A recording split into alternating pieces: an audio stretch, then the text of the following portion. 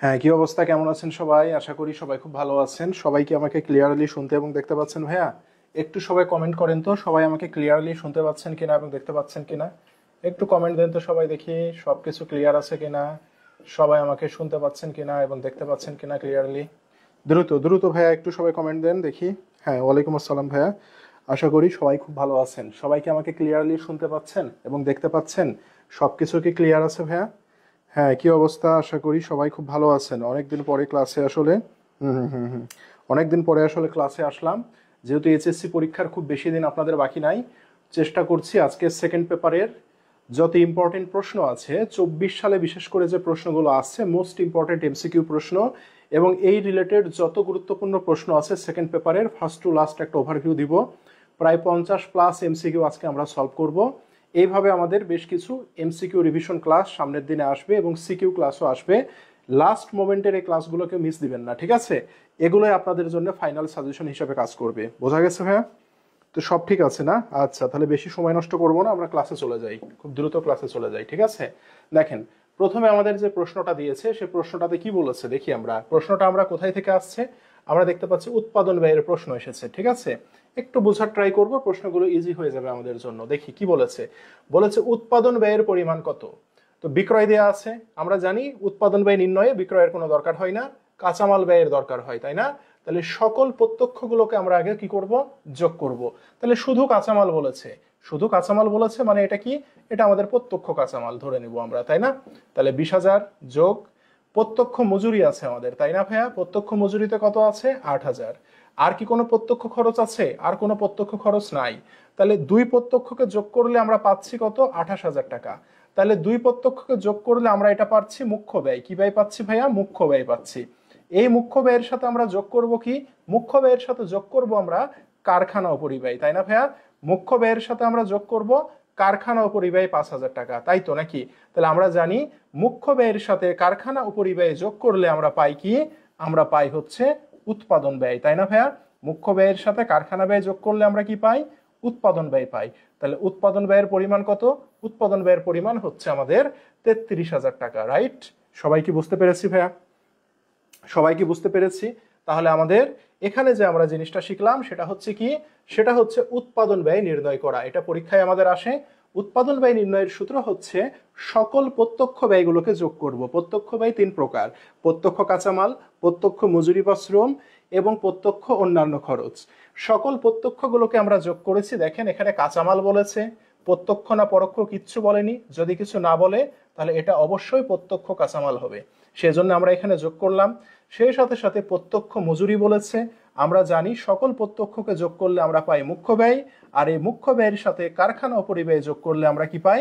উৎপাদন ব্যয় পাই। তাহলে আমাদের উৎপাদন ব্যয় কত? 33,000 টাকা। আশা করি সকলে বুঝতে পেরেছেন। জি আলহামদুলিল্লাহ ভালো আছি, আশা করি আপনারাও ভালো আছেন। ওকে, পরের প্রশ্নে আমরা দেখি কি বলেছে। পরের প্রশ্নটাতে আমাদের বলেছে কি? যদি বিক্রয় খরচ 2,000 টাকা বৃদ্ধি পায় তবে কি হবে, তাই না? তাহলে বিক্রয় খরচ যদি বৃদ্ধি পায় তাহলে ঘটনাটা কি ঘটবে দেখি আমরা।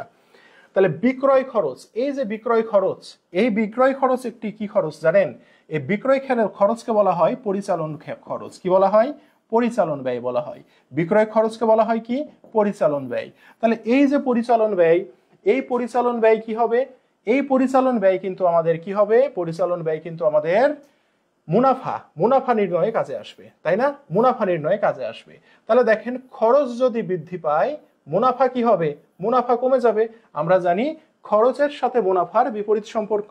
প্রতিষ্ঠানের খরচ যত বাড়ে তত কি হবে? মুনাফা কমে যাবে। তাহলে দেখেন, খরচ যদি বৃদ্ধি পায় তাহলে ব্যয় তো হ্রাস পেতে পারে না, তাই না? বিক্রয় কি বৃদ্ধি পাবে? খরচ বাড়লে কি বিক্রয় বৃদ্ধি পাবে? পাবে না। উৎপাদন ব্যয় বৃদ্ধি পাবে, তাই বলেছে, তাই না? এখন ভাইয়া দেখেন তো, এই যে বিক্রয় খরচ, এই বিক্রয় খরচ কি উৎপাদন ব্যয়ের মধ্যে পড়ে? উত্তর হচ্ছে পড়ে না, কারণ বিক্রয় খরচ হচ্ছে একটি পরিচালন ব্যয়। কি ব্যয়? পরিচালন ব্যয়, ঠিক আছে? তাহলে আমাদের উত্তর কি হবে? উত্তর হবে ক নম্বর। বিক্রয় খরচ যখন বেড়ে যায় আমার প্রতিষ্ঠানের মুনাফা তখন কমে যায়। উত্তর কত হবে? উত্তর হবে ক নম্বর, ঠিক আছে? Sound problem? সাউন্ড শোনা যাচ্ছে না?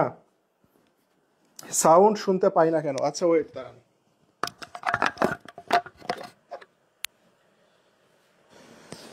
আচ্ছা, এবার বলেন তো সাউন্ড ঠিক আছে কিনা? আচ্ছা, যাদের সাউন্ড প্রবলেম তারা ইয়ারফোন দিয়ে ক্লাস করেন। সাউন্ড কি এখন ঠিক আছে ভাইয়া? সাউন্ড কি এখন ঠিক আছে? আচ্ছা, এবার বলেন তো সাউন্ড ঠিক আছে? সাউন্ড তো ঠিক থাকার কথা ভাইয়া, সাউন্ড তো ঠিক থাকার কথা। তাহলে এটা আমি আবার রিপিট করি, সেটা হচ্ছে বিক্রয় খরচ। হ্যাঁ, বিক্রয় খরচ যখন বেড়ে যায়, আমরা জানি বিক্রয় খরচ একটি পরিচালন খরচ। তাহলে বিক্রয় খরচ বেড়ে গেলে আমাদের যে মুনাফাটা কমে যাবে, হ্রাস পাবে। ঠিক আছে ভাইয়া? ওকে, পরে যাই তাহলে। পরে আমাদের যে প্রশ্নটা দিয়েছে সেটা হচ্ছে এই যে প্রশ্নটা আমাদের বলেছে প্রাপ্য হিসাব 50,000 টাকা, অনাদায়ী পাওনা 4,000 টাকা হলে অনাদায়ী পাওনা অনুপাত কত? কি বলেছে? অনাদায়ী পাওনা অনুপাত কত? অনাদায়ী পাওনা অনুপাতের সূত্র হচ্ছে, আমরা একটু দেখি ভাইয়া, অনাদায়ী পাওনা অনুপাত, তাই না? কি বলেছে? অনাদায়ী পাওনা অনুপাত। ঠিক আছে, এখন অনাদায়ী পাওনাটা কার উপরে হয়? অনাদায়ী পাওনাটা হয় প্রাপ্য হিসাবের উপরে। নিচে থাকবে কি? নিচে থাকবে প্রাপ্য হিসাব, উপরে থাকবে অনাদায়ী পাওনা। উপরে কে থাকবে? উপরে থাকবে ভাইয়া অনাদায়ী পাওনা। ঠিক আছে, আর এখানে আমরা দেখতে পাচ্ছি সবগুলোর উত্তর পার্সেন্টেজে দেয়া আছে, সেজন্য গুণ দিতে হবে 100 দিয়ে। এটা হচ্ছে অনাদায়ী পাওনা অনুপাতের সূত্র।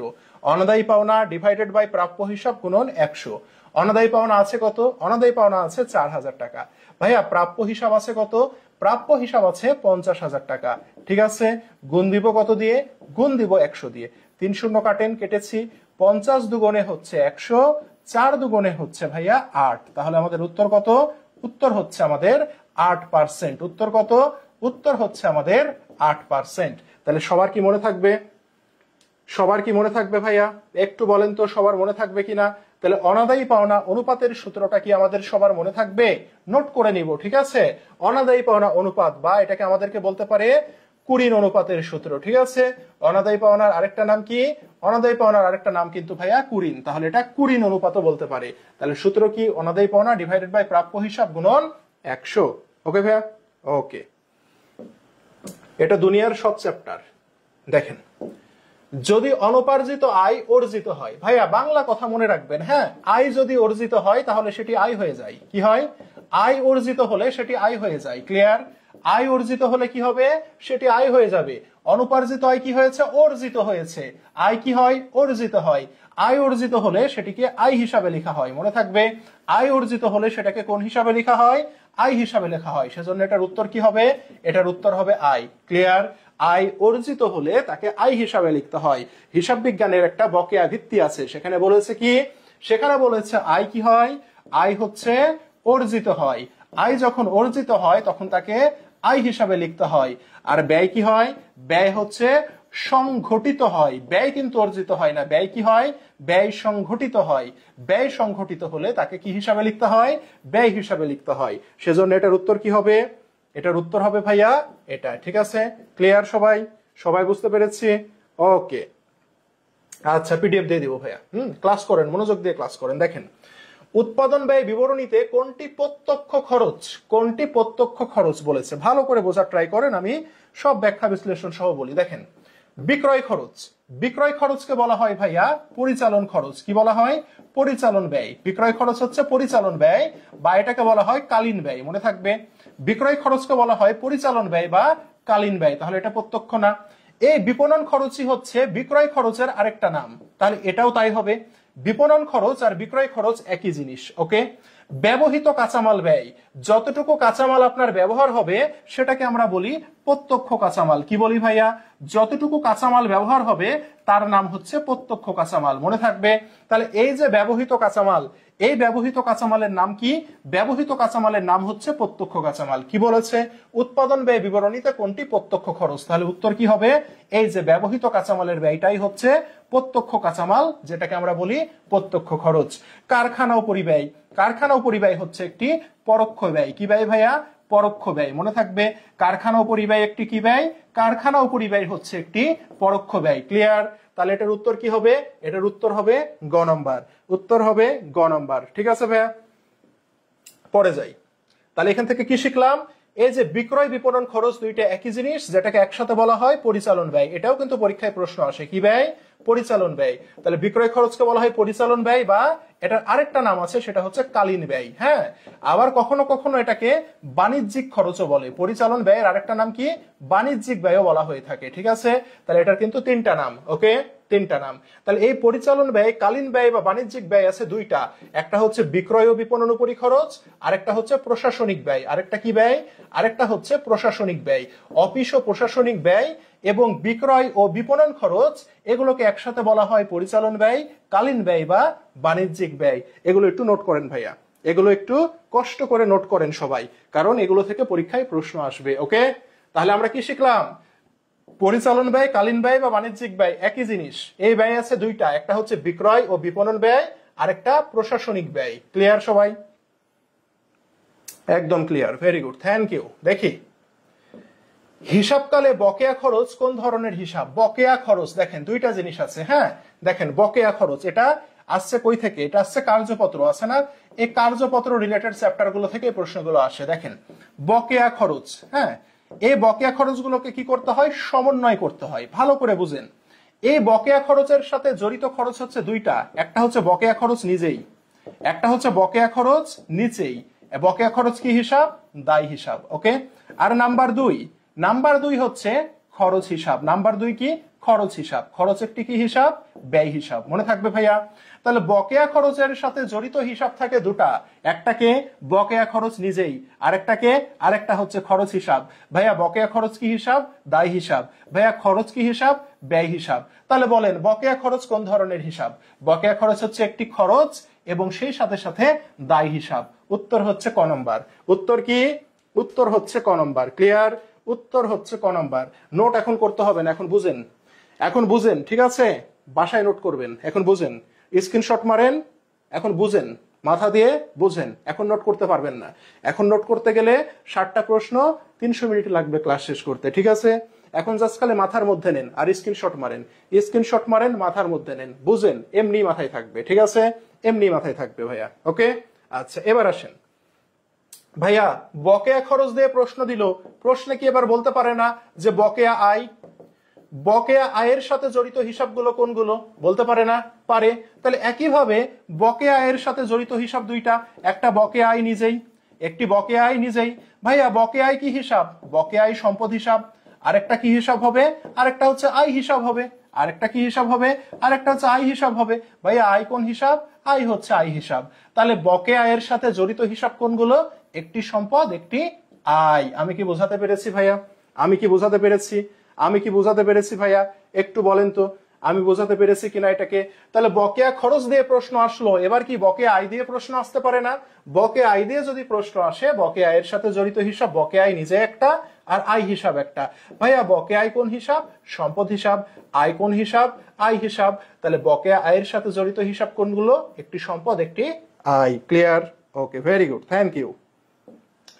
পরে যাই, পরে দেখতে পাচ্ছি আমাদের একটা ম্যাথ দিয়েছে। সে ম্যাথে কি বলছে? প্রশাসনিক ব্যয় কত, তাই না? প্রশাসনিক ব্যয় কত? ভাইয়া রিসেন্ট টাইমে এই প্রশ্নগুলো সব বোর্ডে আসছে। এটা হচ্ছে ভেরি ভেরি ইম্পর্টেন্ট প্রশ্ন রিসেন্ট টাইমে। ঠিক আছে, রিসেন্ট টাইম মানে কি? বিগত 2-3 বছরের বোর্ডের প্রশ্ন অ্যানালাইসিস করে আমি দেখেছি এই টাইপের প্রশ্ন আপনাদের প্রচুর পরিমাণে আসছে। তাহলে এই প্রশ্নগুলো সলভ করার ওয়ে কি? বিভিন্ন ভাবে আপনাদের আসতে পারে। ঠিক আছে, তাহলে লিখেন নিট লাভের একটা সূত্র আছে। কিসের সূত্র আছে? নিট লাভের সূত্র আছে। ভাইয়া নিট লাভ সমান মোট লাভ। নিট লাভ সমান কি? মোট লাভ মাইনাস মোট লাভ মাইনাস প্রশাসনিক ব্যয়। মাইনাস কি? প্রশাসনিক ব্যয়। মোট লাভ মাইনাস প্রশাসনিক ব্যয়। মাইনাস কি? মাইনাস হচ্ছে বিক্রয় ব্যয়। মাইনাস কি? মাইনাস হচ্ছে বিক্রয় ব্যয়। এই সূত্র ফেলে আমরা বের করব। ঠিক আছে, এখানকার যে কোনো মান আপনাকে বের করতে বলতে পারে। কখনো আপনাকে বলবে নিট লাভ বের করো, কখনো আপনাকে বলতে পারে নিট লাভ বের করো, কখনো বলতে পারে প্রশাসনিক ব্যয় বের করো, কখনো বলতে পারে বিক্রয় ব্যয় বের করো। যেটাই বলুক না কেন, প্রতিটা দিয়ে বিগত সালে প্রশ্ন আসছে। আমাদের যেটাই বের করতে বলুক না কেন, এই সূত্রটা আমি ইউজ করব। ঠিক আছে, এই সূত্র দিয়ে আমি এই রিলেটেড সকল প্রশ্ন বের করতে পারবো। মান বসান ভাইয়া, দেখি মান বসাই। নিট লাভ কত? নিট লাভ আছে 80,000 টাকা, লিখলাম, সমান মোট লাভ কত? 1,50,000 টাকা, লিখলাম। ভাইয়া প্রশাসনিক ব্যয় কত? পরীক্ষায় আসছে কি? পরীক্ষায় আসছে প্রশাসনিক ব্যয় কত? প্রশাসনিক ব্যয় আমাকে বের করতে বলেছে, এটাকে রেখে দেন। এটাকে আমি রেখে দিলাম, প্রশাসনিকটাকে রেখে দিলাম, কারণ এটার মান আমি বের করব। মাইনাস বিক্রয় ব্যয় কত? বিক্রয় ব্যয় হচ্ছে 30,000 টাকা। এই যে 30,000 টাকা লিখেন, লিখেছি। এবার সবগুলোকে এক পাশে নিয়ে আসেন। 80,000 মাইনাস 1,50,000 মাইনাসকে এই পাশে নিয়ে আসলে প্লাস 30,000 সমান কি ভাইয়া? সমান হচ্ছে প্রশাসনিক ব্যয়। সমান কি? প্রশাসনিক ব্যয়। তাহলে এবার বের করি তো। 80 থেকে 1,50,000 বাদ দিলে থাকে কত? 70,000 মাইনাস 70। মাইনাস 70 থেকে যখন আমরা প্লাস করব 30 থাকে কত? মাইনাস 40,000 সমান কি? মাইনাস প্রশাসনিক। তার মানে আমার উত্তর কি? মাইনাস মাইনাস কাটলে উত্তর কত হবে? উত্তর হবে আমার 40,000 টাকা। উত্তর কত? উত্তর আমার 40,000 টাকা। ক্লিয়ার? সবাই বুঝতে পেরেছি? অ্যাকাউন্টিং এর উপর কি এটা কি টু শর্ট ক্লাস নিচ্ছি? তাহমিনা সিম কি বলেন তো? অ্যাকাউন্টিং এর উপর কি এটা টু শর্ট ক্লাস নিচ্ছি স্যার? বলেন তো স্যার, এটা কি শর্ট ক্লাস নিচ্ছি? হ্যাঁ, এটা কি টু শর্ট ক্লাস নিচ্ছি? ক্লাসগুলো করেন, হ্যাঁ, লাস্ট মোমেন্টে যে ক্লাসগুলো নিচ্ছি না, ক্লাসগুলো করেন, দেখবেন যে হয়ে যাবে ইনশাল্লাহ। ঠিক আছে? এগুলো পরীক্ষার জন্য ফাইনাল সাজেশন। আজকে একটা দিলাম, সামনের দিন আরেকটা দিব দ্বিতীয় পত্রের, এরপরে প্রথম পত্র দিব, সিকিউ দিব, এমসিকিউ দিব, শেষ। ঠিক আছে? Clear sir? এটা ক্লিয়ার? তাহলে এই প্রশ্নটা, এই সূত্রটা আমাদের জন্য ইম্পর্টেন্ট। এটা দিয়ে আমাদের মোট লাভ বের করতে বলতে পারে, প্রশাসনিক ব্যয় তো দেখলেন আসলেন, বিক্রয় ব্যয়ও বের করতে বলতে পারে। ঠিক আছে ভাইয়া? Clear sir? Okay, very good, thank you. পরে যাই। পরে বলছে নিচের কোনটি মালিকানা সত্ত্বের অংশ? ভাইয়া আমরা পড়াশোনা করলে একটু ডিটেল পড়াশোনা করব। ঠিক আছে? মালিকানা সত্ত্বের অংশ কোনগুলো সেগুলো আমরা দেখব। ঠিক আছে? মালিকানা সত্ত্বের অংশ কয়টি? এই জিনিসটা পরীক্ষায় বারবার এসেছে। তাহলে মালিকানা সত্ত্বের অংশ কোনগুলো আমরা দেখি। ঠিক আছে? মালিকানা সত্ত্বের অংশ দেখেন, শেয়ার মূলধন। মালিকানা সত্ত্বের অংশ কোনগুলো? নোট করেন সবাই আমার সাথে সাথে। শেয়ার মূলধন। Number 2 share অধিহার। নাম্বার 2 কি বলেছি? শেয়ার অধিহার বলেছি। ওকে। নাম্বার 3 কি বলেছি? নাম্বার 3 বলেছি সাধারণ সঞ্চিতি। নাম্বার 4 কি বলেছি? সংরক্ষিত আয়ের জের। কি বলেছি? সংরক্ষিত আয়ের জের। নাম্বার 4 কি বলেছি? লভ্যাংশ সমতাকরণ তহবিল। কি বলেছি? লভ্যাংশ সমতাকরণ তহবিল। ঠিক আছে? এরপরে আমাদের যদি অন্যান্য কোনো কি থাকে, তহবিল থাকে, ঠিক আছে, সেইগুলো হতে পারে। ঠিক আছে? এগুলো। তাহলে এখন এই কয়টা জিনিস যে মনে রাখবে, সে সব প্রশ্নের উত্তর দিতে পারবে। পারবে না ভাইয়া? তাহলে মালিকানা সত্ত্বের অংশ কোনগুলো? জেনারেল স্টুডেন্ট, নর্মাল স্টুডেন্ট পড়ে যাবে। প্রশ্ন আসছে সাধারণ সঞ্চিতি, টেস্ট পেপারে কি আছে? সাধারণ সঞ্চিতি। এটা হচ্ছে নর্মাল স্টুডেন্টের পড়া। আর আমাদের স্টুডেন্ট গুলো কিভাবে পড়ে জানেন? আমাদের স্টুডেন্ট গুলো পড়বে মালিকানা সত্ত্বের অংশ কতগুলো আছে সব জেনে যাবে। শেয়ার মূলধন, শেয়ার অধিহার, সাধারণ সঞ্চিতি, সংরক্ষিত আয়ের জের, লভ্যাংশ সমতাকরণ তহবিল, অন্যান্য যদি কোনো তহবিল থাকে যেগুলো কি থেকে সৃষ্টি হয়? লাভ থেকে সৃষ্টি হয়, সেগুলো। ঠিক আছে? এভাবে পড়বে আমাদের স্টুডেন্ট গুলো। সে কারণে আমাদের স্টুডেন্ট গুলো এইচএসসি টু অ্যাডমিশন, ঠিক আছে, যারা থাকে তারা ভার্সিটি গুলোতে টপ করে। দেখেছেন তো এইচএসসি 24 ব্যাচের রেজাল্ট, নাকি? বলেন। ক্লিয়ার? সবাই বুঝতে পেরেছেন? সবাই কি বুঝতে পেরেছেন? সাধারণ সঞ্চিতি শুধু আয়কর থাকলে আয়কর হতো। আপনাকে কে বলেছে শুধু আয়কর থাকলে আয়কর হতো? এই লিস্টে কি কোনো আয়কর আছে? এটা হচ্ছে এক লাইন বেশি বোঝা। ঠিক আছে? আয়কর কি হয়? মালিকানা সত্ত্বের অংশ কি আয়কর হয় কখনো? তাহলে উত্তর কি হবে? উত্তর হবে সাধারণ সঞ্চিতি। ক্লিয়ার? সবাই ক্লিয়ার ভাইয়া? ওকে, এটা নোট করে নেন, এটা বারবার আসবে, বারবার পরীক্ষাতে আসবে, এমসিকিউ আসবে। আজকে বলে গেলাম, পরীক্ষার হলে মিলাই নেবেন। ওকে ওকে, নোট করেন, নাহলে স্ক্রিনশট মারেন। যাদের হাত কি, যাদের হাত ব্যথা, হাত চলে না, তারা স্ক্রিনশট দিবে, আর যাদের হাত খুব শার্প তারা নোট করে ফেলবে। ঠিক আছে? পরে যাই। ঠিক আছে? পরে যাই। দেখেন পরিচালন আয় অনুপাত কি বলেছে? আয়ের অনুপাত। ঠিক আছে? আয়ের অনুপাত দেখেন, ভালো করে বুঝেন একটা কথা আমার। ঠিক আছে? পরিচালন আয় অনুপাত, নিট আয় অনুপাত। ঠিক আছে? আয় কয় প্রকার? 3 প্রকার না? মোট আয় অনুপাত। হ্যাঁ, এই 3 প্রকারের আয় রয়েছে। ওকে, তো এগুলোর অনুপাতগুলো যখন বের করতে বলবে আমরা কি করি? সূত্র মুখস্থ করি। আমরা সূত্র মুখস্থ করি। ঠিক আছে? তো দেখেন আমি বলে দিই, আয়ের অনুপাত বা লাভের অনুপাত একই কথা। আয় আর লাভ একই জিনিস। লাভের অনুপাত যখন বের করতে বলবে 100 দিয়ে গুণ করতে হবে। ক্লিয়ার আমার কথা? লাভের অনুপাত যখন বের করতে বলবে 100 দিয়ে গুণ করতে হবে। কি বলেছে? মোট আয় অনুপাত। কি বলেছে? মোট আয় অনুপাত। ওপরে থাকবে মোট আয়। কে থাকবে? ওপরে থাকবে মোট আয়। ক্লিয়ার? পরিচালনায় কি বলেছে? পরিচালনায় অনুপাত। ওপরে থাকবে কে? ওপরে থাকবে পরিচালনায়। ক্লিয়ার ভাইয়া? নিট আই অনুপাত, উপরে কে থাকবে? ওপরে থাকবে নিট আই। ক্লিয়ার? ওকে। কি বলেছি? 100 দিয়ে গুণ করতে হবে, করেছি। 100 দিয়ে গুণ করতে হবে, করেছি। ভাইয়া ওপরে তো থাকলো, নিচে কে থাকবে? ভাইয়া বলেন তো, আই হয় কি করলে? আই বা লাভ হলে কি করলে? আই বা লাভ হয় কি করলে? ভাইয়া বিক্রি করলে আই বা লাভ হয়। ঘুমাইলে লাভ হবে? হবে না। ঋণ দিলে লাভ হবে? হবে না। ঋণ নিলে লাভ হবে? হবে না। তাহলে ব্যবসা প্রতিষ্ঠানের লাভ কেমনে হয়?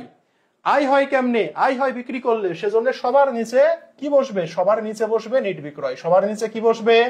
সবার নিচে বসবে নিট বিক্রয়। ক্লিয়ার? সবার নিচে কি বসবে? সবার নিচে বসবে নিট বিক্রয়। ক্লিয়ার? তাহলে সূত্র ক্লিয়ার হইল সবার? মুখস্থ করার কিছু আছে ভাইয়া? মুখস্থ করার কোথাও আছে? মুখস্থ করার কিছু আছে ভাইয়া? মুখস্থ করার কিছু আছে? তাহলে সূত্রে দেখি তো কি বলেছে? পরিচালনায় অনুপাত। তাহলে পরিচালনায়, তার মানে পরিচালনায় থাকবে, উপরে আছে। নিচে বলেছে বিনিয়োজিত মূলধন। ভাই বিনিয়োজিত মূলধনের ফলে কি লাভ হয়? হয় না, এটা হবে না। পরিচালন মুনাফা, পরিচালন মুনাফা ঠিক আছে ভাইয়া। মুনাফা কি করলে হয়? বিক্রয় করলে। নিচে নিট বিক্রয় গুণন 100। এই যে উত্তর পেয়ে গেছি। বিনিয়োজিত মূলধন কেন আসবে? পরিচালন মুনাফা, নিচে নিট ক্রয়। আরে ভাই কিনলে কি লাভ হয় কোনোদিন? কিনলে লাভ হয় না। লাভ হয় কেমনে? বিক্রি করলে। বুঝছেন সবাই? সবাই বুঝতে পেরেছেন? সবাই বুঝতে পেরেছেন? সবাই কি ক্লিয়ার আমার কথা? তাহলে দেখেন তিনটা সূত্র কি আমার ক্লিয়ার হয়েছে? এই তিনটা অনুপাতের সূত্র কি আমার ক্লিয়ার হয়েছে? মোট আয় অনুপাত, উপরে থাকবে মোট আয়। আয় কেমনে হয়? বিক্রি করলে, গুণন 100। পরিচালনায় অনুপাত, উপরে পরিচালনায়। আয় হয় কেমনে? বিক্রি করলে, নিচে বিক্রয়, গুণন 100। নিট আয় অনুপাত, উপরে কি? নিট আয়। নিট আয় হয় কেমন করলে? বিক্রি করলে, গুণন 100। ক্লিয়ার সবাই স্যার? ক্লিয়ার? সবাই ক্লিয়ার? ওকে। তাহলে বলেন পারবো কিনা? একটা প্রশ্ন সলভ করব, অনেকগুলো সলভ হয়ে যাবে। ঠিক আছে, পরে যাই। আমাদের বলেছে কোম্পানির মোট আয় কত? মোট আয় কত? ঠিক আছে, তাহলে মোট আয়ের সূত্র কি ভাইয়া? সেটা আগে জানতে হবে। মোট আয় বা মোট লাভের সূত্র। ঠিক আছে, দেখেন মোট লাভের সূত্র হচ্ছে, সবাই জানি আমরা, তাই না? বিক্রয় থেকে বিক্রিত পণ্যের ব্যয়কে বাদ দিয়ে দিতে হয়, তাই না? মোট লাভের সূত্র আমরা সবাই জানি। বিশদ বিবরণীতে প্রথমেই তো মোট লাভ বের করতে হয়, বিক্রয় থেকে বিক্রিত পণ্যের ব্যয়কে বাদ দিতে হয়। তাহলে প্রশ্নে কি বিক্রয় আছে? প্রশ্নে বিক্রয় আছে কত? 2 লাখ টাকা। মাইনাস কি করব? বিক্রিত পণ্যের ব্যয়। ভাইয়া বিক্রিত পণ্যের ব্যয়ের সূত্রটা যেন কি? প্রারম্ভিক মজুদ কত আছে? 50,000 টাকা। প্লাস কি করতে হয়? নিট ক্রয় যোগ করতে হয়। আছে না নিট ক্রয়? এই যে ক্রয় আছে, ফেরত বারটা নাই, তার মানে এটাই নিট ক্রয়। প্লাস কি করতে হয়? ক্রয় সংক্রান্ত খরচ, মজুরি, জাহাজ ভাড়া, আমদানি শুল্ক, ডক চার্জ, এগুলো থাকলে যোগ করব। এগুলো কিচ্ছু নাই, তাহলে এগুলোকে যোগ করি, 1,70,000 টাকা হয়। 1,70,000 থেকে মাইনাস করব কাকে? সমাপনী মজুদকে মাইনাস করব। সেই সমাপনী মজুদের মূল্য কত? 40,000 টাকা। এই যে মাইনাস করে দিলাম, তাহলে থাকে কত? 1,30,000 টাকা। তাহলে এটাই আমার কি? এটাই আমার বিক্রিত পণ্যের ব্যয়। তাহলে আমাদের এখানে মোট লাভ কত হবে? মোট লাভ হবে 70,000 টাকা। মোট লাভ কত? 70,000 টাকা। আছে না ভাইয়া? বুঝতে পেরেছি সবাই? সবাই কি বুঝতে পেরেছি? তাহলে মোট লাভের সূত্র কি? মোট লাভের সূত্র হচ্ছে বিক্রয় মাইনাস বিক্রিত পণ্যের ব্যয়। বিক্রয় দেয়া আছে, বিক্রিত পণ্যের ব্যয় বের করলাম 1,30,000, বাদ দিয়ে দিলাম 1,70,000 টাকা। ক্লিয়ার সবাই? ওকে, ভেরি গুড, থ্যাংক ইউ ভাইয়া। পরে যাই। পরে আমাদের বলেছে কোন ধরনের ব্যয় বৃদ্ধি পেলে নিট আয় হ্রাস পায়। দেখেন ভালো করে বুঝতে হবে ভাইয়া, ভালো করে বুঝতে হবে আমাদের একটা কথা। ঠিক আছে, দেখেন দেখেন নিট আয় বলেছে, তাই না? নিট আয়, ঠিক আছে। এখন এই নিট আয়ের সাথে সম্পর্কিত হচ্ছে দুইটা ব্যয়। কয়টা ব্যয়? দুইটা ব্যয়, ঠিক আছে। প্রত্যক্ষ ব্যয় আছে না? এই প্রত্যক্ষ ব্যয়ের সম্পর্ক হচ্ছে মোট লাভের সাথে। কার সাথে? মোট লাভের সাথে। বোঝা গেছে? প্রত্যক্ষ ব্যয়ের সম্পর্ক কার সাথে? মোট লাভের সাথে। ওকে, এই বিক্রিত পণ্যের ব্যয়ের আরেকটা নামই হচ্ছে প্রত্যক্ষ ব্যয়। ঠিক আছে, বিক্রিত পণ্যের ব্যয়ের আরেকটা নাম কি? প্রত্যক্ষ ব্যয়। যার সাথে সম্পর্ক কার? যার সাথে সম্পর্ক হচ্ছে মোট লাভের। ক্লিয়ার? তাহলে বলেন তো, প্রত্যক্ষ ব্যয় আর বিক্রিত পণ্যের ব্যয় এর সাথে সম্পর্ক কার? এর সাথে সম্পর্ক মোট লাভের। প্রশ্নে কি আমার বলেছে যে মোট লাভ হ্রাস পায়? বলেছে? বলেনি। তার মানে এই দুইটা কি উত্তর হওয়ার সম্ভাবনা আছে? নাই। এবার আসেন মূলধন জাতীয় ব্যয়। মূলধন জাতীয় ব্যয় মানে হচ্ছে সম্পদ। কোন সম্পদ? স্থায়ী সম্পদ। মূলধন জাতীয় ব্যয় মানে কি? স্থায়ী সম্পদ। মনে থাকবে মূলধন জাতীয় ব্যয় মানে কি? মূলধন জাতীয় ব্যয় মানে স্থায়ী সম্পদ। আসবাবপত্র ক্রয় মূলধন জাতীয় ব্যয়, যন্ত্রপাতি ক্রয় মূলধন জাতীয় ব্যয়। মনে থাকবে ভাইয়া, জমি ক্রয় মূলধন জাতীয় ব্যয়। তাহলে এগুলোর ফলে কি হয়? স্থায়ী সম্পদ অর্জন হয়। ভাইয়া বলেন তো, এই যে স্থায়ী সম্পদের সাথে নিট লাভের কোনো সম্পর্ক আছে? উত্তর হচ্ছে নাই। তাহলে থাকলো কি? থাকলো হচ্ছে পরিচালন ব্যয়। তাহলে উত্তর হবে কি? পরিচালন ব্যয়। উত্তর হবে কি? পরিচালন ব্যয়। মনে রাখবেন এই যে পরিচালন ব্যয়, কি মনে রাখবেন? পরিচালন ব্যয়। এই পরিচালন ব্যয় আর অপরিচালন ব্যয়, পরিচালন আর অপরিচালন ব্যয়, এই দুইটা ব্যয় আমাদের নিট আয় নির্ণয়ে কাজে লাগে। তাহলে নিট আয় নির্ণয়ে কাজে লাগে কাকে কাকে? পরিচালন ব্যয়কে কাজে লাগে, অপরিচালন ব্যয়কে কাজে লাগে। অপরিচালন ব্যয় অপশনে নাই, সেজন্য আমরা কি বলবো? কোন ব্যয় বৃদ্ধি পেলে? পরিচালন ব্যয় বৃদ্ধি পেলে নিট আয় হ্রাস পায়। Clear sir? সবাই ক্লিয়ার? সবাই কি ক্লিয়ার আমার কথা? তাহলে পরীক্ষায় যদি প্রশ্ন আসে প্রত্যক্ষ ব্যয় নির্ণয়ে, প্রত্যক্ষ ব্যয় বৃদ্ধি পেলে, প্রত্যক্ষ ব্যয় বৃদ্ধি পেলে, ভালো করে বুঝেন, প্রত্যক্ষ ব্যয় বৃদ্ধি পেলে কোন লাভ হ্রাস পায়? বলেন, বৃদ্ধি পেলে কোন লাভ হ্রাস পায়? বলেন, কোন লাভ হ্রাস পায়? কে বলতে পারে? বলেন।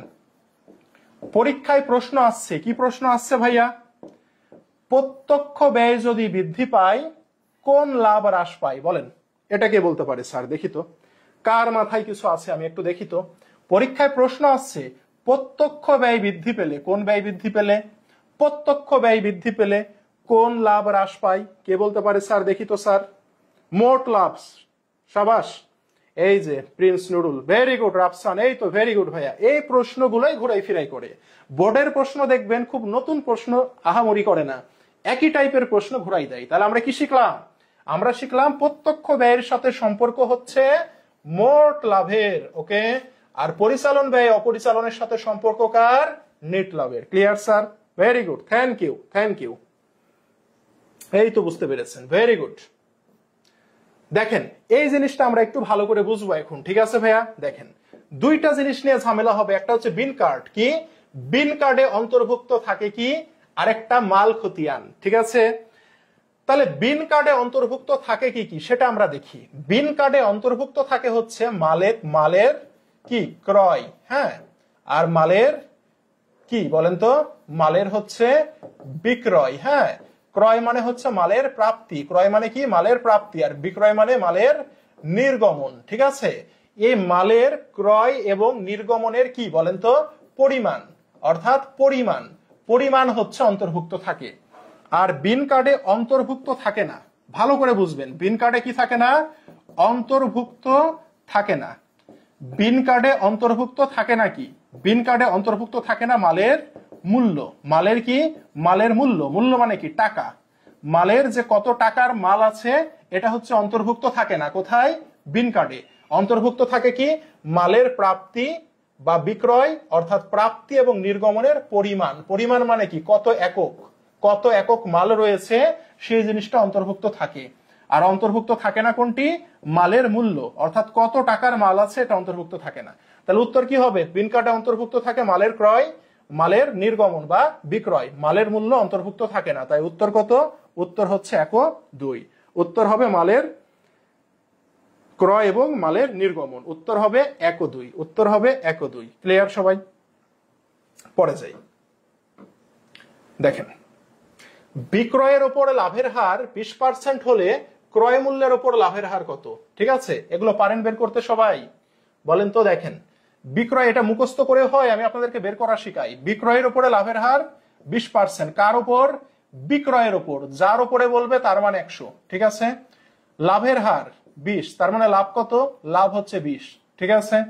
এখন একটা জিনিস জানেন, বিক্রয় থেকে লাভকে যখন আমি বাদ দিয়ে দিব তখন আমরা পাবো ক্রয় মূল্য। কি পাবো? ক্রয় মূল্য পাবো। ক্রয় মূল্য কত? ক্রয় মূল্য হচ্ছে 80। ক্রয় মূল্য কত? 80। এখন বলেছে ক্রয় মূল্যের ওপর লাভের হার কত? কি বলেছে? ক্রয় মূল্যের ওপর লাভ। ক্রয় মূল্যের ওপর লাভ। ওপরে কে থাকবে? ওপরে থাকবে লাভ। নিচে কে থাকবে? নিচে থাকবে ক্রয় মূল্য গুণন 100, ঠিক আছে। এখন লাভ কত দেখেন তো, লাভ হচ্ছে 20, লাভ কত 20, ক্রয় মূল্য কত, ক্রয় মূল্য হচ্ছে 80 গুণন 100, তাহলে 20 4 20 কত 80, 4 দিয়ে 100 করে কাটলে কত হবে 25, অর্থাৎ উত্তর 25%। উত্তর কত, উত্তর হচ্ছে 25%। বুঝছেন সবাই? সবাই কি বুঝতে পেরেছেন এটা? সবাই কি বুঝতে পেরেছেন? বিক্রয়ের উপরে লাভের হার 20%, যার উপর বলবে, কার উপর, বিক্রয়ের উপর, তার মান হচ্ছে 100। ওকে, লাভের হার 20% মানে লাভ কত, লাভ হচ্ছে 20। বলেছে ক্রয় মূল্যের উপর কত, তাহলে ক্রয় মূল্যের মান লাগবে। আমরা জানি কি বিক্রয় থেকে লাভ বাদ দিলে ক্রয় মূল্য পাই। মনে রাখবেন ক্রয় মূল্য বের করতে হলে বিয়োগ করতে হয়। তাহলে ক্রয় মূল্য কত, ক্রয় মূল্য হচ্ছে 80।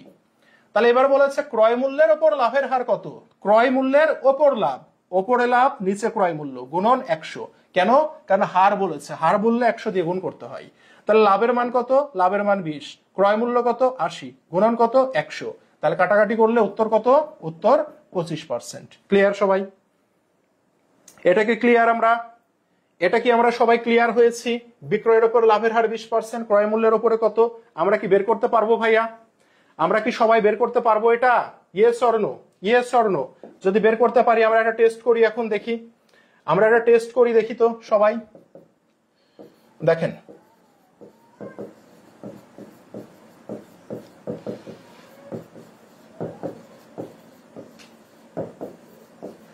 বিক্রয় মূল্যের উপর লাভের হার 30% হলে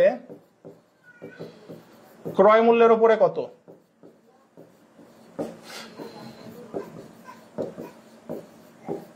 এটা বের করতে পারবো আমরা ভাইয়া? দেখি তো, দেখেন একটু ভালো করে বোঝার ট্রাই করেন। এটা বের করতে পারবো? কি বলেছে, বিক্রয় মূল্যের উপর, কার উপর, বিক্রয় মূল্যের উপর, সেজন্য বিক্রয় মূল্য কত হবে, সেজন্য বিক্রয় মূল্য হবে 100, লাভের হার 30%, তাহলে লাভ কত, লাভ হচ্ছে 30।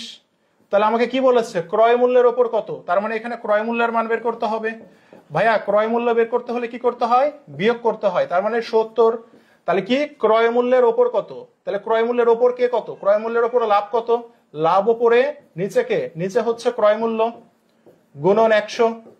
তাহলে আমরা এটা করি তো, লাভ কত, লাভ হচ্ছে 30, এই যে 30 লিখলাম, নিচে কে, নিচে হচ্ছে ক্রয় মূল্য গুণন 100, শূন্য শূন্য কাটেন, থাকে কত, ওপরে থাকে হচ্ছে 300।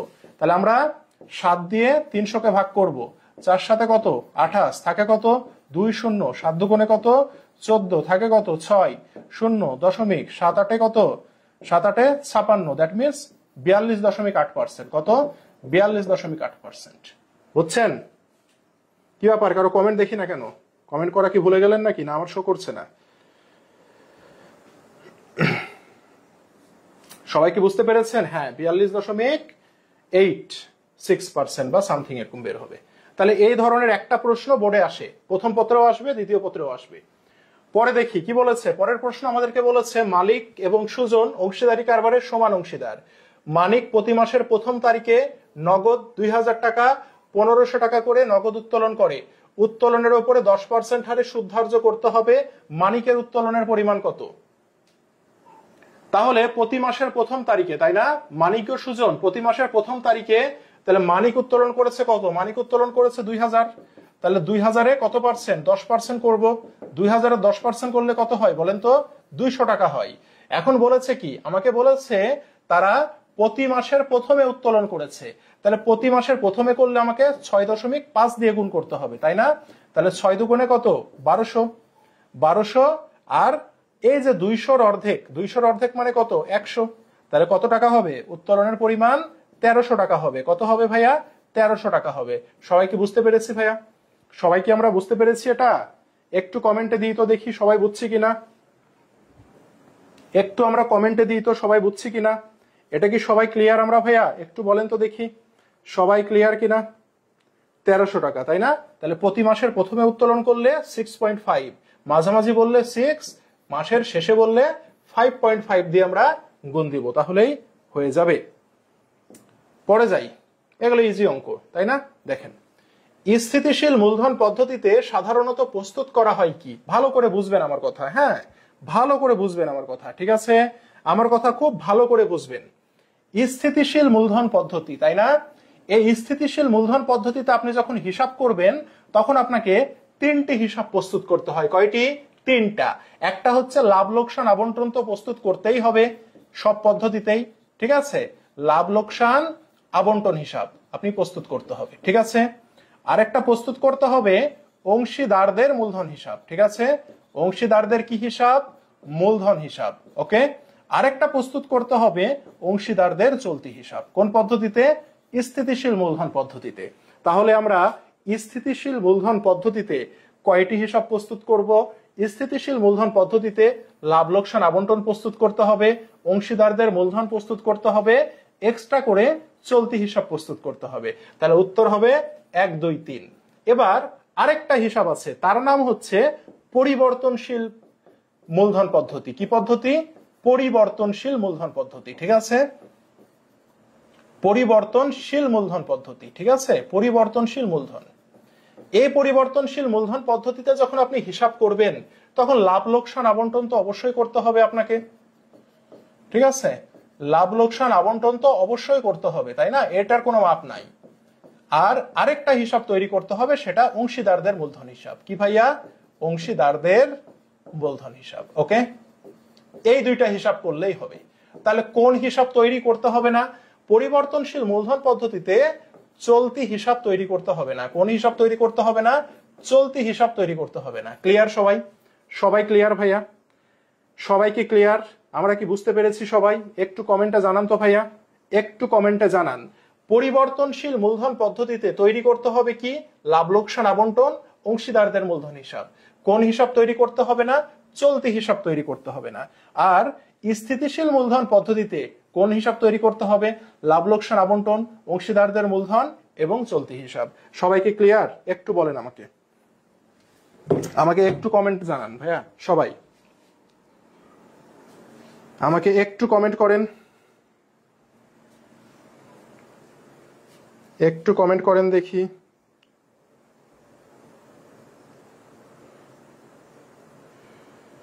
ভালো ছেলে মেয়েরা একটু কমেন্ট করেন দেখি, আমি ওই ফোনে কমেন্ট দেখতে পাচ্ছি না। ওকে, ক্লিয়ার তাই না? জি, বুঝতে পেরেছি। হ্যাঁ, এগুলো কিন্তু অনেক ডিপ প্রশ্ন, অনেক ছেলে মেয়ে ধরতে পারে না। হ্যাঁ, আমি চেষ্টা করছি একেবারে আপনাদেরকে সবকিছু বোঝানোর। দেখেন, অংশীদারি ব্যবসায়ের কি বলেছে, অংশীদারি ব্যবসায়ের ক্ষেত্রে উত্তোলনের সুদ কি, উত্তোলনের সুদ কি, তাই না? দেখেন, ব্যবসায়ের ক্ষেত্রে বলেছে, ঠিক আছে, ব্যবসায়ের ক্ষেত্রে মনে রাখবেন, ব্যবসার ক্ষেত্রে উত্তোলনের সুদ হচ্ছে আয়। কি বলেছি, ব্যবসার ক্ষেত্রে উত্তোলনের সুদ আয়। কিন্তু যদি বলে অংশীদারদের জন্য, কি বলে ভাইয়া, অংশীদারদের জন্য, যদি বলে অংশীদারদের জন্য, অংশীদারদের জন্য কিন্তু ব্যয়, ঠিক আছে, মাথায় থাকবে, অংশীদারদের জন্য কি ব্যয়, অংশীদারদের জন্য ব্যয়। কিন্তু অংশীদারি ব্যবসায়ের ক্ষেত্রে, ব্যবসায়ের ক্ষেত্রে কিন্তু আয়। ক্লিয়ার সবাই, ক্লিয়ার সবাই? আমাকে একটু কষ্ট করে বলেন তো ভাইয়া, এই দুইটা পার্থক্য কি আমরা বুঝবো? দুইটাই পরীক্ষাতে আসে, আমরা ভুল করি। যদি ব্যবসাতে বলে ব্যবসাতে আয়, আর অংশীদারদের জন্য যদি বলে তাহলে ব্যয়। ওকে, ওকে, পরে যাই। বিশাল বড় একটা ম্যাথ দিয়েছে, তাই না? বিশাল বড় একটা ম্যাথ দিয়েছে, ঠিক আছে, ম্যাথটা আমরা একটু পড়ি দেখি কি বলেছে। ক খ গ একটি অংশীদারি কারবারে 3 জন অংশীদার, লাভ লোকসান বন্টন অনুপাত যথাক্রমে 2 3 1। বাহ। ক এবং খ যৌথভাবে গ কে নিশ্চয়তা প্রদান করে যে গ মুনাফার অংশ বাবদ 30,000 টাকা পাবে। বছর শেষে কারবারের নিট লাভ দাঁড়ায় 1,50,000 টাকা। খ এর বন্টনযোগ্য মুনাফা থেকে কত টাকা পাবে, অর্থাৎ খ কত টাকা পাবে এটা আপনার কাছ থেকে জানতে চেয়েছে, ঠিক আছে। আচ্ছা, যেহেতু খ কত টাকা পাবে জানতে চেয়েছে এবং খ বান্দা কি করছে, নিশ্চয়তা দিচ্ছে গ কে, তার মানে নিশ্চয়তার সাথে খ এর একটা সম্পর্ক আছে। তো আমার প্রথম কাজ হবে 3 জনেরই মানটা আগে বের করে নেওয়া, যে ক কত টাকা পাবে। বন্টনযোগ্য মুনাফা 1,50,000 টাকা, গুণন 3 2 5 আর 1 6, 6 দিয়ে ভাগ দিব, 2 দিয়ে গুণ দিব, তাহলে কত দাঁড়ায় বলেন তো? 25 6 150, 25 দুগুণে কত, 50,000 টাকা। এখানে কত দাঁড়ায়, 50,000। খ কত টাকা পাই দেখি তো, দেখি আগে দেখবো যে তাদের অনুপাত অনুযায়ী কত টাকা পাই। 3 ভাগের 6 ভাগের 3 ভাগ, তাহলে আমাদের 25 3 25-এ 75,000 টাকা পাই খ, ঠিক আছে। গ কত টাকা পাই দেখি তো ভাইয়া, 1,50,000 গুণন 1/6 অর্থাৎ 25,000 টাকা পাই, রাইট। এই যে ঘটনা। এখন দেখেন, রাইটার হামিদুল স্যার একটু আগে 2 আওয়ার ক্লাস হয়েছে, এখন ক্লাস ভালো লাগছে না, you can go out, class থেকে চলে যান, ঠিক আছে, ক্লাস থেকে চলে যান, ওকে। গোপন সঞ্চিতি কোথাও বসে না। আপনার ভালো লাগছে না তো কি হয়েছে, আমার ঈদ লেগেছে? আপনার ভালো লাগছে না, আপনি ক্লাস থেকে আউট।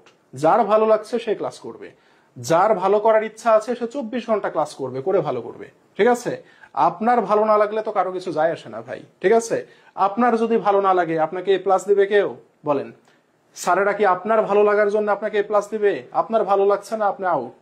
40,000 জন ঢাকা ভার্সিটিতে পরীক্ষা দিবে, চান্স পাবে মাত্র 856 জন। আপনার ভালো লাগুক আর না লাগুক কারো কিছু যায় আসে না, আপনি আউট। বোঝা গেছে? এসব অযথা কাজ কাম করবেন না। আপনার ভালো লাগছে না, আপনার সুখ লাগছে না, সেজন্য এখানে এতজন ক্লাস করছে, আপনি নিজের সুখের কথা বলছেন। আপনার ভালো লাগছে না, আপনি চলে যান, ঘুমান। আপনাকে কেউ জোর করে ক্লাসে নিয়ে আসছে? ঠিক আছে, তো একটু চিন্তা ভাবনা করে কথাবার্তা বলতে হবে। দেখি তাহলে মুনাফার অংশ বাবদ গ কত টাকা পাবে? 30,000 টাকা পাবে। কিন্তু গ পেয়েছে কত? গ পেয়েছে 25,000 টাকা, তাই না? তাহলে গ যে 25,000 টাকা পেলো, তাহলে কম পেয়েছে কত বলেন তো? গ কম পেয়েছে কত টাকা? 5,000 টাকা কম পেয়েছে। তাহলে এই যে গ যে 5,000 টাকা কম পেলো, এখন এই 5,000 টাকা কে কে মিলে দিবে বলেন তো? ক আর খ মিলে দিবে, তাই না? তাহলে ক এবং খ এদের অনুপাত কত? 2 আর 3, 2 আর 3। এখন ক কত টাকা দিবে? ক দিবে 5,000 টাকার 3 আর 2 কত? 5/2। তাহলে কত টাকা দিবে? 2,000 টাকা দিবে। খ কত টাকা দিবে দেখি তো? খ দিবে 5,000 টাকা থেকে কত অংশ? 3 অংশ বাই 5, তার মানে 3,000 টাকা দিবে। এখন আমার প্রশ্নে বলেছে কি? প্রশ্নে বলেছে খ বন্টনযোগ্য মুনাফা থেকে কত টাকা পাবে। তাহলে খ পেত কত টাকা? খ পেত 75,000 টাকা। এখন এই 75,000 টাকা থেকে গ কে যে নিশ্চয়তা দিয়েছিল সেজন্য আরো 3,000 টাকা তাকে দিয়ে দিতে হবে। তাহলে ভাইয়া 75 থেকে খ যদি গ কে 3,000 টাকা দিয়ে দেয়, তাহলে আমার খ বন্টনযোগ্য মুনাফা থেকে কত টাকা পাবে? খ বন্টনযোগ্য মুনাফা থেকে 72,000 টাকা পাবে। তাহলে আমার উত্তর হবে কত? আমার উত্তর হবে 72,000 টাকা। সবাই কি বুঝতে পেরেছি ভাইয়া? বলেন, সবাই কি বুঝতে পেরেছেন? সবাই কি বুঝতে পেরেছেন ভাইয়া? আমার কথা কি সকলে বুঝতে পেরেছেন? ভেরি ভেরি ইম্পর্টেন্ট ভাইয়া, সি কিউতেও কাজে লাগবে এটা, ঠিক আছে। এটা সি কিউতেও কাজে লাগবে, ঠিক আছে। এটা কি সকলে আমরা বুঝতে পেরেছি স্যার? একটু কষ্ট করে বলেন তো, আমরা এটা সকলে বুঝতে পেরেছি কিনা? বলেছে খ বন্টনযোগ্য মুনাফা থেকে কত টাকা পাবে। মুনাফা বন্টন করে দেখছি খ পায় 75,000 টাকা, কিন্তু ক আর খ মিলে আবার গকে বলেছে তুমি 30,000 টাকার কম পাবা না, কিন্তু সে পাচ্ছে কত? 25,000। শর্ট হচ্ছে কত? 5,000। এই 5,000 তাহলে ক আর খ মিলে তাকে কি করবে? দিবে। তাহলে খ এর অংশ থেকে অনুপাত অনুযায়ী যাচ্ছে 3,000 টাকা। তাহলে এই যে 75 থেকে 3 যখন আমি বাদ দিয়ে দিব, তাহলে আমার খ কত টাকা পাচ্ছে? খ পাচ্ছে 72,000 টাকা। দেখছেন, এই প্রশ্নগুলোই ভাইয়া আপনি কিন্তু ভুল করে আসবেন, ঠিক আছে। এই প্রশ্নগুলোই কিন্তু স্যার আপনি ভুল করে আসবেন। বোঝা গেছে সবাই? সবাই বুঝছেন স্যার? Okay, very good. তাহলে এটা আমাদের ক্লিয়ার, এটা আমাদের ক্লিয়ার সবার। ধৈর্য ধরবেন, হ্যাঁ, ধৈর্য ধরে পড়াশোনা করতে হবে, ঠিক আছে, তাহলে হয়ে যাবে। আরো দুবার বলে দিয়েছি, হ্যাঁ। এটা এটা উত্তর ভুল আছে, হ্যাঁ, এটা উত্তর ভুল আছে, এটা উত্তর ভুল আছে, এটার উত্তর হবে গ, ঠিক আছে। এটার উত্তর ভুল আছে, হ্যাঁ, আমি পিডিএফ দিয়ে দিব, এটা দেখে আবার পড়েন না। এটার উত্তর হবে গ নাম্বারটা, ঠিক আছে। এটার উত্তর হবে গ নাম্বার। পরে দেখি, পরে বলছে কি? গ কে নিশ্চয়তা অর্থ প্রদান করার জন্য ক কত টাকা ছাড় দিবে। ক কত টাকা ছাড় দিবে বলেন তো? ক 2,000 টাকা ছাড় দিবে না? ক কত টাকা ছাড় দিবে? 2,000। কেমনে? কারণ হচ্ছে 5,000 টাকা শর্ট পড়েছিল। এখন এই 5,000 টাকা কে মিলে দিবে? ক এবং খ মিলে দিবে। তাহলে ক এর অংশ কত? ক এর অংশ 2, খ এর অংশ 3। তাহলে ক দিবে 5,000 গুণন 2/5, তাহলে কত টাকা? 2,000 টাকা না ভাইয়া? কত টাকা? 2,000 টাকা না? ক কত টাকা দিবে? ক হচ্ছে 2,000 টাকা দিবে। তাহলে উত্তর হবে কত? উত্তর হবে 2,000 টাকা। উত্তর কত হবে? 2,000 টাকা, ঠিক আছে। আপনি করাইলে ইজি লাগে, নিজে বসলে প্যাস লাগে, তাই না? তাহলে বাসায় পড়াশোনা করতে হবে ভাইয়া। হ্যাঁ, একবারে তো হবে না, তাই না? এই যে আপনাদের ক্লাস নেওয়ার আগে আমিও তো পড়াশোনা করে এসে পড়াচ্ছি আপনাদেরকে, তো পড়তে হবে বারবার। ক্লাস যখন শেষ হয়ে যাবে না, আপনারা রেখে দেন, মনে করেন যে ক্লাস হয়ে গেল আমি পারবো।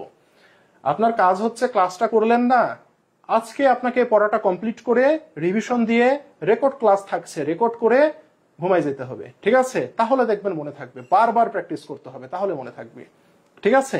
বারবার বারবার বারবার পড়াশোনা করতে হবে, তাহলে মনে থাকবে, ঠিক আছে? প্রেশার নেওয়া যাবে না বেশি, বুঝে বুঝে বারবার পড়তে হবে, তাহলে দেখবেন মনে থাকবে। পরে যায় দেখেন, এই যে এটা এবার ভার্সিটি অ্যাডমিশনে আসছিল। আইপিও মানে কি জানেন? আইপিও মানে হচ্ছে ইনিশিয়াল, ঠিক আছে? ইনিশিয়াল, পিতে হচ্ছে পাবলিক, পিতে হচ্ছে কি পাবলিক, ওতে কি, ওতে হচ্ছে অফারিংস, ঠিক আছে? অফারিং, এটা মানে কি কোম্পানি যখন প্রথমবার জনগণের কাছে শেয়ার বিক্রয়ের আহ্বান জানায়, তখন তাকে কি বলে? আইপিও বলে, ইনিশিয়াল পাবলিক অফারিং। প্রাথমিকভাবে কোম্পানি যখন প্রথমবার কি করে, তার শেয়ার বিক্রয় করার জন্য আহ্বান জানায় জনগণের কাছে শেয়ার ক্রয়ের জন্য, তখন তাকে আমরা বলি ইনিশিয়াল পাবলিক অফারিং, ঠিক আছে? যাকে বাংলায় বলে, সরি এই ইংলিশে যাকে সংক্ষেপে বলে আইপিও বলে, ঠিক আছে? বুঝতে পেরেছেন? তাহলে এটা হবে আইপিও, ইম্পর্টেন্ট এটা, ঠিক আছে? আচ্ছা দেখি, অনুমোদিত মূলধনের শতকরা কত ভাগ শেয়ার ইস্যু করা হয়? তাহলে দেখি, ভালো করে পড়ি। এবিসি কোম্পানি 8 লাখ টাকার অনুমোদিত মূলধন নিয়ে নিবন্ধিত। কোম্পানি 5 লাখ টাকার শেয়ার বিক্রয়ের জন্য ইস্যু করে এবং 5,50,000 আবেদন পায়। দেখেন, অনুমোদিত আছে কত? 8 লাখ। এই 8 লাখের মধ্যে আপনি 5 লাখ কি করছেন? 5 লাখ শেয়ার বিক্রির জন্য ইস্যু করছেন। এখন বলছে অনুমোদিত মূলধনের, কার? অনুমোদিত মূলধনের, কার বলেছে? অনুমোদিত মূলধনের। যার বলবে সে থাকবে নিচে, যার বলবে সে থাকবে নিচে। কার? অনুমোদিত মূলধনের। তাহলে অনুমোদিত মূলধন কত? 8 লাখ, সেজন্য 8 লাখ থাকবে নিচে, ঠিক আছে? শতকরা কত ভাগ শেয়ার ইস্যু করা হয়? শেয়ার ইস্যু করেছি কত? 5 লাখ টাকার শেয়ার ইস্যু করেছি, সেজন্য 5 লাখ শেয়ার থাকবে ওপরে, ঠিক আছে? শতকরা কত ভাগ বলেছে, গুণ দিব 100 দিয়ে, তাহলে আমার উত্তর হয়ে যাবে। 3 শূন্য কাটেন, কেটেছি, এটা কাটেন, এটা কাটেন, এটা কাটেন, এটা কাটেন। এখন আপনি 8 দিয়ে 500 কে কাটেন। এখন 8 দিয়ে 500 কে কাটলে কয়বার যায় ভাইয়া একটু বলেন তো দেখি? 8 দিয়ে, আপনাদের তো ক্যালকুলেটর আছে, আমার তো নাই, তাই না? অ্যাডমিশনও থাকবে না, তাই না? 6 8 কত? 48, ঠিক আছে? তাহলে দেখেন একটা চোরা বুদ্ধি বের করলাম, অ্যাডমিশনে শিখাই, দেখেন। তাহলে 6 আসছে, তাই না? 6 দিয়ে কয়টা অপশন আছে? এটা কি 6 দিয়ে অপশন? না। এটা কি 6 দিয়ে অপশন? না। এটা কি 6 দিয়ে অপশন? ইয়েস ভাইয়া। এটা কি 6 দিয়ে অপশন? না। তার মানে এটাই উত্তর হবে। আপনি ক্যালকুলেটরে করেও দেখবেন এটাই উত্তর হবে। দেখছেন, এটা হচ্ছে অ্যাডমিশনের একটা চোরা বুদ্ধি, আমি শিখাই সবাইকে, ঠিক আছে? তাহলে উত্তর কত হবে? উত্তর হবে 62.50%। আপনি দেখেন এটাই উত্তর হবে, 100% এটাই উত্তর হবে, ঠিক আছে? ঠিক আছে,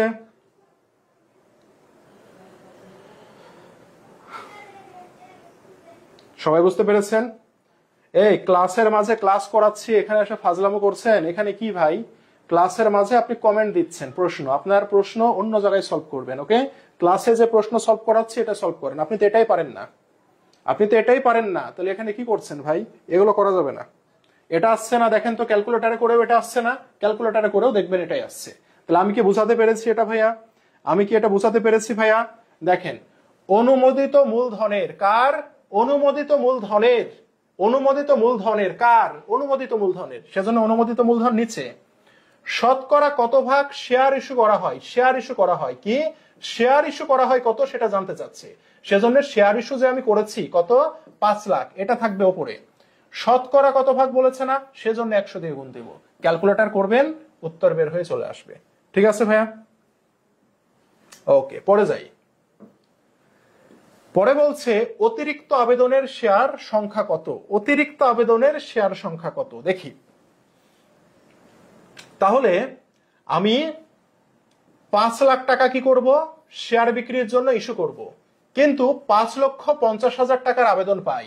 তাহলে অতিরিক্ত আবেদন পেয়েছি কত? 50,000 টাকার অতিরিক্ত আবেদন পেয়েছি, তাই না ভাইয়া?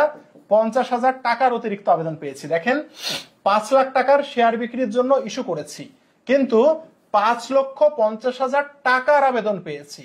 তাহলে কত টাকার বেশি আবেদন পেয়েছি? 50,000 টাকার বেশি আবেদন পেয়েছি। তাহলে এটাই আমি কি করব, এটাই আমি আবেদনকারীকে ফেরত দিব, তাই তো? অতিরিক্ত আবেদন কত পেয়েছি? 50,000, তাহলে এটাই ফেরত দিব। এখন জানতে চাচ্ছে অতিরিক্ত আবেদনের শেয়ার সংখ্যা কত। এটা তো টাকা, কিন্তু আমরা জানতে চাচ্ছে কি শেয়ার সংখ্যা কত। তাহলে এই যে 50,000 টাকা, এটাকে যদি আমি প্রতিটা শেয়ারের দাম দিয়ে ভাগ দিই তাহলে উত্তর চলে আসবে। দেখেন প্রতিটা শেয়ার কত করে? 10 টাকা করে। তাহলে 10 দিয়ে যদি আমরা ভাগ দিই তাহলে কত আসবে? শূন্য কাটেন শূন্য কাটেন, কত আসবে? 5,000। তাহলে উত্তর কত হবে আমাদের? শেয়ার সংখ্যা 5,000। সবাই কি বুঝতে পেরেছি ভাইয়া? শেয়ার সংখ্যা কত? 5,000 না, শেয়ার সংখ্যা 5,000। 2023 সালে শিখেছেন? 23 সালে তো আমার জন্মই হয়নি, কেমনে শিখলেন ভাই? তাহলে কত হইলো ভাইয়া? 5,000 হইলো। আমি কি বোঝাতে পেরেছি? দেখেন 50,000 টাকার শেয়ার আমি কি করব? ফেরত দিব। এখন জানতে চাচ্ছে শেয়ারের সংখ্যা কত। তাহলে প্রতিটা শেয়ারের দাম, এই যে প্রতিটা শেয়ারের দাম কত? 10 টাকা। প্রতিটা শেয়ারের টাকা দিয়ে যদি মোট টাকাকে ভাগ দিয়ে দিই তাহলে আমি কতটা শেয়ারের টাকা ফেরত দিব সেটা পেয়ে গেলাম, 5,000। Clear sir? Okay sir, thank you. পরে যাই। 50,000 না, এটা ভুল আছে। হ্যাঁ, 5,000। কত হবে? 5,000। এগুলো কিছু মিস্টেক হয়েছে উত্তর দিতে, যে স্লাইড তৈরি করে সে মিস্টেক করেছে। হ্যাঁ, এগুলো আমি বলে দিলাম, এগুলো বলে দিলাম। এটা নিয়ে পরে যারা ক্লাস করবে না তারা কিন্তু ভুল করে আসবে। আমি কিন্তু এটা ক্লাসে বলে দিলাম ভাইয়া। ওকে, উত্তর হবে 5,000। পরে যাই। কোনটি কাল্পনিক সম্পদ? এখন কাল্পনিক সম্পদের অনেকগুলো নাম আছে। কাল্পনিক সম্পদ, ভুয়া সম্পদ, বা এটাকে আমরা বলতে পারি অসমন্বিত ব্যয়। কি বলতে পারি? অসমন্বিত ব্যয় বলতে পারি। ঠিক আছে, এখন কোনগুলো কাল্পনিক সম্পদ জাস্ট শিখবেন না সম্পূর্ণ বলে দিব? কাল্পনিক সম্পদ কোনগুলো? বিলম্বিত বিজ্ঞাপন,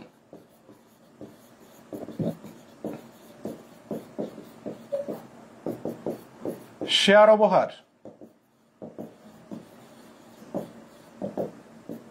প্রাথমিক খরচ,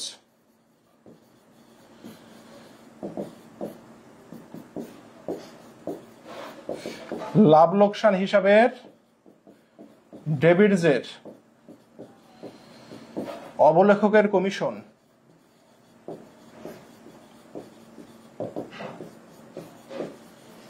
ঠিক আছে ভাইয়া, এগুলোকে আমরা কি বলবো?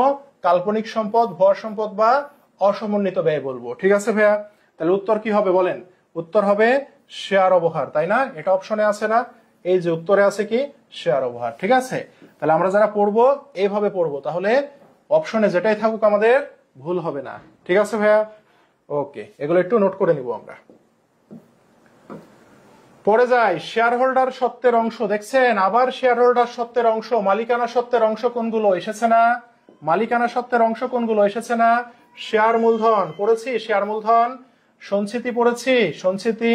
সংরক্ষিত আয় পড়েছি, পড়েছি। তাহলে এগুলো সবই নোট করাইছিলাম প্রথমে, মনে আছে? তাহলে উত্তর হবে 1, 2 ও 3। উত্তর হবে 1, 2 ও 3। শেয়ার মূলধন, সাধারণ সঞ্চিতি, সংরক্ষিত আয়। মনে আছে না ভাইয়া? উত্তর হবে 1, 2 ও 3। ক্লিয়ার? ওকে, পরে যাই। দেখেন কি বলেছে? মালিকানা তহবিল। মালিকানা তহবিল মানে কি? মালিকানা সত্ত্ব। মালিকানা সত্ত্বের সাথে দীর্ঘমেয়াদী ঋণ বা দীর্ঘমেয়াদী দায়। তাহলে মালিকানা সত্ত্বের সাথে দীর্ঘমেয়াদী দায় যখন আমরা যোগ করব তখন তার নাম হয়ে যাবে বিনিয়োজিত মূলধন। তখন তার নাম কি হয়ে যাবে? তখন তার নাম হয়ে যাবে বিনিয়োজিত মূলধন। মনে থাকবে? তাহলে এটার নাম কি হবে? উত্তর হবে বিনিয়োজিত মূলধন। উত্তর কি হবে? উত্তর হবে বিনিয়োজিত মূলধন। Clear sir? এখন বিনিয়োজিত মূলধনের আরো একটা সূত্র আছে, আপনাদের কি মনে আছে? বিনিয়োজিত মূলধনের আরো একটা সূত্র আছে, কি সেটা বলেন তো?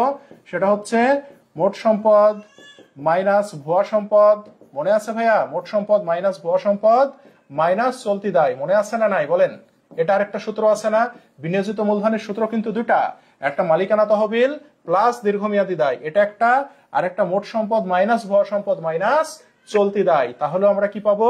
বিনিয়োজিত মূলধন পাবো। Clear sir? সবাই ক্লিয়ার? তাহলে এই দুইটাই কিন্তু পরীক্ষায় আসতে পারে। তারল্য অনুপাত বলতে কি বোঝায়? তারল্য অনুপাত হচ্ছে তিনটা। তারল্য অনুপাত কয়টা? তিনটা। একটা হচ্ছে চলতি অনুপাত, একটা হচ্ছে চলতি অনুপাত, আরেকটা হচ্ছে কি? আরেকটা হচ্ছে ত্বরিত অনুপাত। ত্বরিত অনুপাত, অ্যাসিড টেস্ট অনুপাত, আর এটাকে আবার বাংলায় কি বলে? বাংলায় বলে অগ্নি পরীক্ষা অনুপাত। বাংলায় কি বলে? অগ্নি পরীক্ষা অনুপাত। আরেকটা কি ভাইয়া? আরেকটা হচ্ছে কার্যকরী মূলধন অনুপাত। কি? কার্যকরী মূলধন অনুপাত, আরেকটা হচ্ছে কার্যকরী মূলধন অনুপাত। ঠিক আছে, এই তিনটাকে আমরা কি বলি? এই তিনটাকে আমরা তারল্য অনুপাত বলি। তাহলে দেখি তো, ত্বরিত অনুপাত আছে, অগ্নি পরীক্ষা অনুপাত আছে, চলতি অনুপাত আছে। তাহলে উত্তর কি? 1, 2 ও 3। ক্লিয়ার? উত্তর কি? উত্তর হবে 1, 2 ও 3। পরে যাই, দেখি কি বলছে। বলছে মজুদ আবর্তন অনুপাত কোন ধরনের অনুপাত, তাই না? তাহলে মজুদ আবর্তন অনুপাত, দেখেন যার সাথে আবর্তন থাকবে এটাকে আমরা বলি দক্ষতা। কি বলি? দক্ষতা বা কার্যকারিতা বা কর্ম তৎপরতার অনুপাত। দক্ষতা, কার্যকারিতা, দক্ষতা কি বলি এটাকে? দক্ষতা, কার্যকারিতা, হ্যাঁ, বা এটাকে আমরা বলি কর্ম তৎপরতার অনুপাত। ঠিক আছে, দক্ষতা কি বলি? দক্ষতার অনুপাত, কার্যকারিতার অনুপাত বা কর্মতৎপরতার অনুপাত। কোনগুলোকে বলবো? যার সাথে আবর্তনটা আছে তাকে বলবো। তাহলে আমরা কি বলবো? এই যে দেখেন দক্ষতা আছে না, তাহলে উত্তর হবে ঘ নাম্বার। বুঝতে পেরেছি ভাইয়া? সচ্ছলতা? আরে না রে বাবা, সচ্ছলতা এটা বলে না। হ্যাঁ, তাহলে দক্ষতা, কার্যকারিতা বা কর্মতৎপরতার অনুপাত কোনগুলো? এগুলো হচ্ছে পরিচালন দক্ষতা অনুপাত, যার সাথে আমরা আবর্তন দেখব। আর কার সাথে দেখতে পারি? প্রাপ্য হিসাব আবর্তন আছে, আছে না? তাহলে প্রাপ্য হিসাব আবর্তন, বাংলা কথায় যার সাথে আবর্তন আছে, যার সাথে আবর্তন কথাটা আছে সেটা দক্ষতা, কার্যকারিতা বা কর্মতৎপরতার অনুপাত। Clear sir? Clear sir?